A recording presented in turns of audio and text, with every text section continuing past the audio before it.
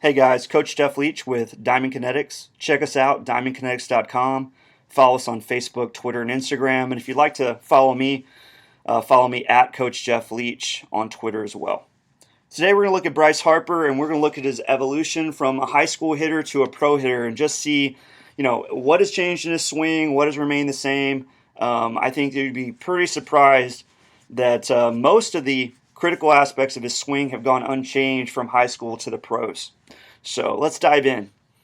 First thing we're going to notice really easily is that he holds his hands a lot lower now than he did when he was high school. You can see his back shoulder and his back elbow, lead and top hands above those. Now he starts with his back elbow a little bit higher, and he starts with the top hand even with his back elbow, and the lead or bottom hands more in line with the top of his shoulder. Barrel's got a little bit more angle to it, but that's going to go away real quick as he goes into his negative move. So his negative move is to create a little bit of hip coil and turn away from the target. And that starts his move out and away. You can see that he starts to turn his pelvis. He starts to get that hip really going in. So at this point, he looks more like a pitcher than he does a hitter if you just blocked out his upper half. He is really pressing into the ground at this point here, creating some vertical ground force, and that's really important, guys. What he does is when he presses down through the ground is responding by pressing back through our body with equal and opposite force. So as we press down, the ground is pushing back up through our body. It enables us to create energy. We load our lower half with potential energy, which we can use later in our swing. So he loads up, gets a little hip coil, moves out, and now he starts to extend the back leg. And as he does that, you can see that he's got a different mechanism. He gets to the same spot, but he's got a different mechanism of getting there. He has his hands down in his new swing and starts to get his hands moving up to the shoulder to get into the exact same spot that he was when he was in high school. Okay, I believe that there's a reason why you see this move in some of the top swings in MLB. You see this in Joey Votto and Albert Pujols and Josh Donaldson, and the list goes on and on. As he loads his hands up, he's doing two things. He's creating more separation of his lower half and his hands in the barrel. So you can see this back leg starts to kick in as the back hip starts to internally rotate that back leg, and the hands are moving up to the shoulder. I also believe that this move combats what tends to happen when we slot our elbow.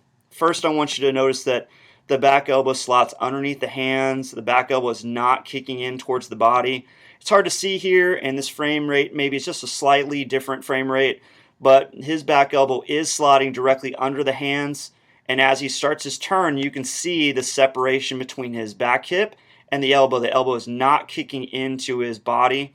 Same thing here, back hip, there's the back elbow. His back elbow is not driving in towards the ball. I believe that strongly encourages bat drag with players. He keeps his hands up here, and so I believe that's one of the reasons, again, why he loads the hands up. It's to combat the dropping of the elbow. I believe in amateur hitters that I see the slotting of the back elbow cause the hands to drop down into a not a strong position, out of a leverage position by the shoulder, and tends to create a loop in the swing. So now you're going to see kind of the famous move from Harper where his back foot comes up and slides forward like a foot. And it's an amazing move, and I believe that there's a reason why you see this type of move, maybe not to this degree, but you see this back foot move in a lot of hitters. Let's talk about why that happens, okay? Remember that Bryce Harper was considered one of the most powerfully hitting high school players we've ever seen. Tales of 600 feet home runs off metal bats in high school as a 16-year-old. What we see is that he has shifted forward. Again, if we go back just a little bit, he gets the hip rotation and then some extension. So he is moving forward. Right now he is pressing into the ground and he's got some flex in his knee. So because he's got this shift forward, he has got to stop his momentum. We don't want to continue to move and slide after we've landed. We've got to stabilize our head and allow our body to start rotation. So as the front foot presses down to the ground, we're now taking that ground reaction force and applying it to the front leg, pressing down through the grounds and the ground is pushing back through us, and we're going to use that push back to help stabilize the front leg, stabilize and push the hip, increase the hip rotation and pelvis rotation of the front hip, and we're going to use that to stop our body from shifting forward. You can see that once he's landed, his head moved forward. Once he's landed, his head is going to stay still, and he's going to turn without allowing the upper body to leak forward on his best swings. Okay, so it's going to create this lean look to his swing with his head staying behind the front leg, and he's able to transfer the braking of his body into power from the release of the bat. If you think about it, when you drive your car, you slam on the brakes, everything goes forward. It's the same type of mechanism. The front leg presses into the ground, the front leg extends to further push against the weight shifting of the front leg, and that's going to release the barrel, which is kind of in the back seat here. You can see it behind his back shoulder. That releases the barrel and all that momentum.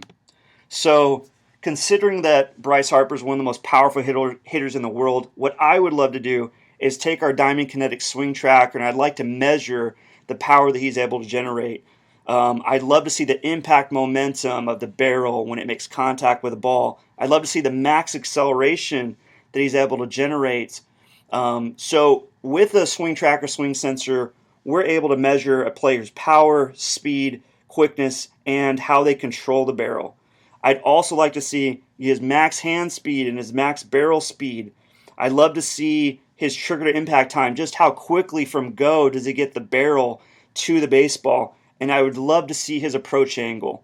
My theory would be that he would have a positive approach angle when he hit the ball well, between a +5 and a +25 degree approach angle to the ball. But the only way to do and find out about all these numbers is to measure them. So with Diamond Kinetics Swing Tracker, you can measure your hitters to see all those metrics. You can see 3D and video of a player's swing. I'd encourage you guys to go to diamondkinetics.com, find out more information. If you'd like to purchase a sensor or sign up your organization, please contact us and reach out to us on our affiliate and enterprise links. This is Coach Jeff Leach for Diamond Kinetics. Thank you for watching this video. Again, follow me at Coach Jeff Leach on Twitter and give me your feedback. Thanks, guys.